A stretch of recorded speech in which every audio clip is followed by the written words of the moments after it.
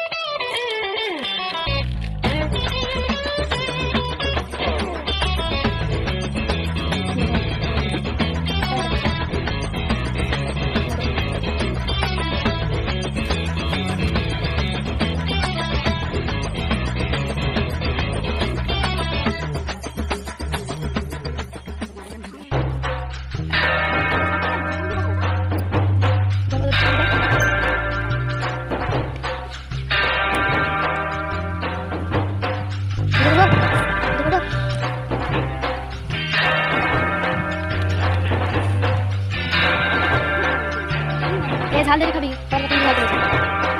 আপনি না বসে বসে খাও, কে বলে কেমন, ঠিক আছে? সরে যাও, খাও, সবাই খাও। যা, কেমন হয়েছে বলো? তাহলে একটা লাইক করে দাও।